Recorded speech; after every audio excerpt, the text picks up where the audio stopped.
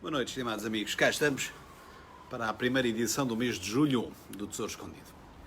Espero que o dia tenha corrido bem, que tenha sido proveitoso. Por aqui foi proveitoso, o nosso órgão continua a aumentar de tamanho e volume. Vamos ver se um Deus o queira, que o nosso mestre organeiro o tenha completo para o dia 30, dia em que celebraremos o final deste jubileu, destes 50 anos de existência desta nossa igreja, e fecharemos então os 50 para entrarmos nos 51 anos de existência desta igreja. E espero eu, ao som do nosso filantropo, que nos aproximará com certeza, pelo menos em termos estéticos, do mistério de Deus. Por falar em mistério de Deus, vamos continuar a desenvolver este aprofundamento que o cardeal Tolentino nos faz sobre a Sagrada Escritura. Hoje, Bíblia, literatura e beleza. Quando Santo Agostinho, no seu De Doctrina Cristiana, escrevia que quem folhear a Bíblia encontrará muitos géneros de locução de tanta beleza, ousava temerariamente equiparar os livros sagrados à excelência literária dos textos clássicos, reconhecendo que a qualidade espiritual é também enunciada por uma qualidade estética. Para Agostinho, a Bíblia era, claro, fonte de experiência religiosa, mas também, e de uma forma irresistível, uma escola de escrita e de leitura. O seu século, porém, estava encravado num estreito cânon de beleza. Se um jovem quisesse aprender a surpresa e a perfeição do estilo, devia unicamente beber na tradição retórica ou na poética tradicional, que é, como quem diz, greco-latina. A Bíblia era apenas um suporte religioso. Uma língua de trapos, acusada de rusticitas. As coisas que contava tinham um sentido, mas descritas de um modo irrelevante numa sociedade que se amotinava em torno aos filósofos, aos dramaturgos ou aos tribunos. As palavras de Agostinho, falando de tanta beleza a propósito da Bíblia, representariam aos ouvidos do seu tempo não um juízo, mas antes uma provocação. Hoje, não sei bem o que são. O entendimento da Bíblia como repertório avulso de verdades leva a que ainda um grande número de abordagens ao texto bíblico se interesse mais pelas ideias de homens, de almas e de escatologia, negligenciando as ditas palavras, isto é, os dados da expressão, muitas vezes considerados como aspectos menores ou estranhos ao estudo de um documento essencialmente religioso.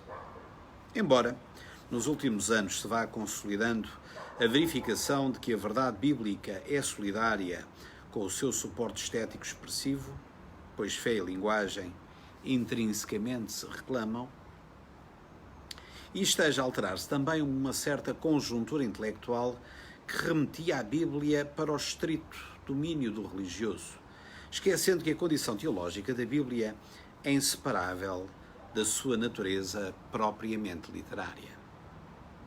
Essa é, aliás, uma exigência da revelação. Na realidade, quando se olha para a especificidade da experiência religiosa que a tradição da Bíblia transmite, somos confrontados com a realidade de um Deus que se revela na história. E a economia dessa revelação, como explica a Weber, realiza-se por meio de ações e palavras intimamente relacionadas entre si, de tal maneira que as obras manifestam e confirmam as realidades significadas pelas palavras. E as palavras, por sua vez, declaram as obras e esclarecem os mistérios nela contidos. Para o grande esforço da viragem metodológica que se vive atualmente nas ciências bíblicas, muito tem contribuído o inesperado labor de autores que não começaram por ser teólogos ou exegetas, mas provém do âmbito dos estudos literários e olham com muito entusiasmo pela altíssima qualidade da narrativa bíblica. Pensem em Henrik Auerbach, que na sua obra monumental sobre o realismo na literatura do Ocidente distingue apenas dois únicos paradigmas como fundamentais: a da Odisseia e a da Bíblia. dando-se conta de que na economia das narrações bíblicas há uma profunda intencionalidade artística e uma concepção muito elaborada do real. Noutra obra de referência dedicada ao estudo da narração, Schultz e Kellogg afirmaram que o desenvolvimento do mundo interior dos personagens, que por exemplo nos emociona em Shakespeare ou em James Joyce, é afinal um elemento de derivação cristã, pois Jesus forçou a sua cultura, em grande medida a nossa, a tomar consciência da vida interior e a preocupar-se menos com a aparência exterior. Em De Profundis, Oscar Wilde dá o seguinte testemunho. No Natal consegui apoderar-me de um Novo Testamento em grego, e todas as manhãs, depois de ter lido a cela e de ter limpo a cela e de ter polido os pratos, leio um pouco dos Evangelhos, uma dúzia de versículos escolhidos ao acaso. É uma deliciosa maneira de começar o dia. Nós perdemos a NVT, a frescura e o encanto dos Evangelhos. Ouvimos lê-los demasiadas vezes e mal demais. E toda a repetição é anti-espiritual. Quando regressamos ao grego, é como se entrássemos num jardim de lírios, depois de sairmos de uma casa estreita e escura. Nos Evangelhos, o escritor encontrava todos os elementos da vida. O mistério, a estranheza, a sugestão, o êxtase, o amor, o apelo à capacidade de espanto que cria aquela disposição de espírito pela qual e apenas pela qual, sublinha, pode ser compreendido. Por isso explica ele, os textos bíblicos se deve tudo. A Catedral de Chartres, o ciclo das lendas arturianas, a vida de Francisco de Assis, a arte de Giotto, a Divina Comédia de Dante, o Romeu e Julieta e o Conto de Inverno, Os Miseráveis de Victor Hugo, As Flores do Mal de Baudelaire, Os Mármores de Miguel Ângelo, a Nota de Piedade dos romances russos, Verlaine e os poemas de Verlaine.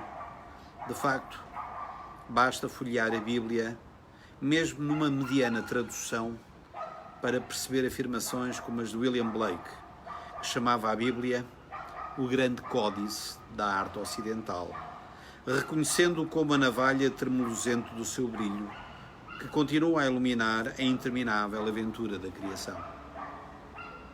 Ou Paul Claudel, que a considera o imenso vocabulário, pois nela, e às vezes só nela, se aprende a misteriosa, difícil e interminável arte de nomear. Ou Chagall, que a designava como o Atlas iconográfico, já que tantas dessas imagens que perfuram o nosso olhar e os nossos sonhos aí estão mergulhadas. A Bíblia é tudo isso. E também aquilo que nem conseguimos dizer, porque é tão difícil, tão diferente dizer uma literatura construída, não esqueçamos, por poetas anónimos, uma literatura que foi segredada e recitada durante séculos antes de ser escrita, que é tecida de palavras que solicitam o indizível e que foram e que são não apenas a expressão das histórias, mas o rasto de um estremecimento que as atravessa, como um sopro de Deus.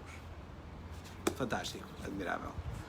Meus caros amigos, continuação, vamos descansar para que o Senhor possa tomar conta das nossas vidas amanhã e vamos deliciar-nos com as coisas boas que, obviamente, perto de casa estão junto a nós. Até já.